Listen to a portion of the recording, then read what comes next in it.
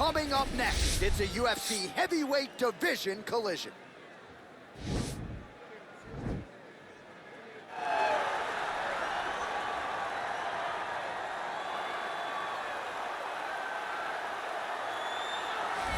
All right, well, he's one of the more accomplished strikers in this division. Sprawl and brawl, whatever you want to say, he's going to try to keep this fight standing tonight. It does not matter how he accomplishes it. All he wants to do is be on his feet and at range, hitting you with the beautiful jab, staying away from the grappling exchanges.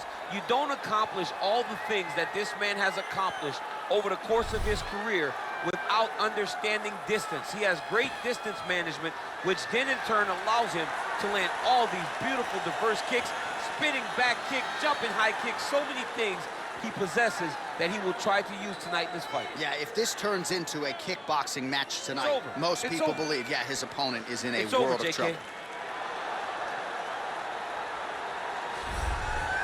Well, ground and pound is a true art form, and whether you're talking about Khabib Nurmagomedov, Jack Hermanson, or this guy, they've all taken it to the next level over the last several years. Yes, it's unbelievable to watch him take control and find opportunities to land ground strikes. Now, what they do so well is he does not waste punches. He usually will find one good shot and take it. He does not try to just go punch, punch, punch, punch, punch for the sake of punching. He finds position, he finds posture, he brings his hands inside, and then he comes over the top with elbows, or he lands the big right hands that makes his opponents fold up, and then he goes to the next position, whether it be submission or continuing to ground and pound his opponents into the bottom of the octagon. And of course, it all starts with maintaining top position, which he does as well as anyone in the game. Our tale of the tape for this heavyweight fight. So more than 15 years, the gap in age between these two fighters. Some differences in height and reach as well. Here is Bruce Buffer. Ladies and gentlemen, this fight is 3 rounds in the UFC heavyweight division. Introducing first, fighting out of the blue corner. This man is a kickboxer, holding a professional record of 11 wins, 1 loss. He stands 6 feet 4 inches tall, weighing in at 247 pounds. Fighting out of Paris, France, Ciryl.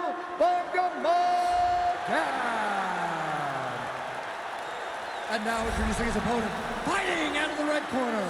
This man is a wrestler, holding a professional record of 16 wins, 10 losses. He stands 6 feet 1 inches tall, weighing in at 235 pounds.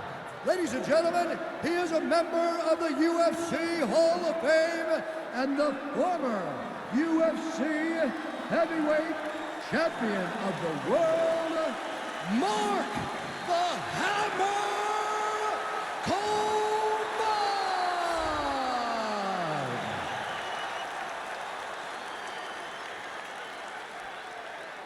And when the action begins, our referee in charge, Herb Dean. Herb Dean draws the assignment here. You ready?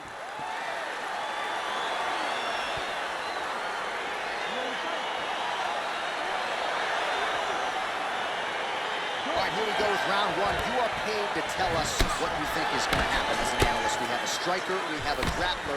Doesn't always play out that way, but what are you expecting to see in this? I'm expecting the grappler to try and go and make contact with his opponent. Right. If he can make contact, he can drag this fight to the mat. I expect the striker to try and maintain range with his jab, with his kicks, to make this a stand-up affair. Well, we told you off the top he had the reach advantage, and you saw it right there with that punch. Well, perhaps a sign of things to come as he lands a kick there. Nice kick landed by this gentleman. Nice kick. Beautiful counter punch, really settling in when it comes to his counterattack here tonight. And again, making good use of what is a huge advantage in reach. Stuffs the takedown there. How good is his takedown defense? And they separate.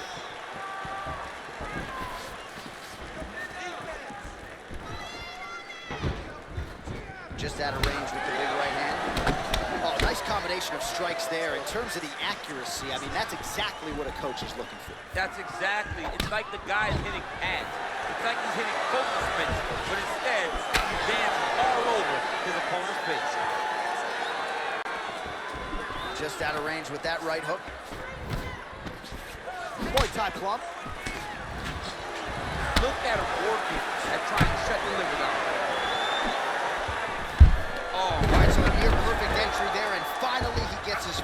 takedown of the fight, and they say if at first you don't succeed, try again, was able to get him down there. Persistence pays, and that's what we saw with this young man. Over and over, he shot for takedowns and tried to mix it up, and he got defended.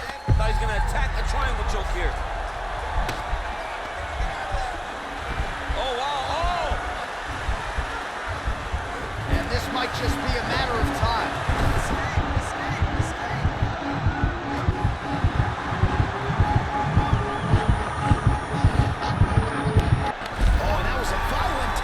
So he submits him with the arm bar. I mean, just steps ahead of the competition. Where you're playing checkers, he's playing chess in the ground fighting.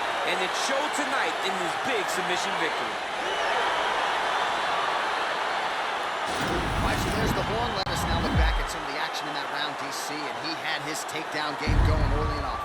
Yeah, he had it going great. I mean, he did a great job of finding his entries, rushing to his finishes before his opponent could react and defend him. He should be very proud of the work he did over the course of that last round. All right, so a wild round and a wild sequence there on the ground, DC. Talk us through the highlight. He's such a phenomenal grappler. I don't understand how people don't know that this guy wants to submit you. He is the best grappler, best submission specialist we've seen in a long time. Ladies and gentlemen, referee Herb Dean has called a stop to this contest at 3 minutes, 36 seconds of the very first round. Declaring the winner by tap out due to an armbar, Ciryl. Well, what an incredible result here tonight as you see the winner there celebrating his victory by way of submission. And they put so much stock into finishing this fight. They felt like to really spin his career forward, they needed to not just win, but get the finish, and they certainly got it tonight. They got the finish. He's such a terrific grappler. Every time he is on his back, he looks for submissions over and over again. Eventually, he found one tonight and got the desired result.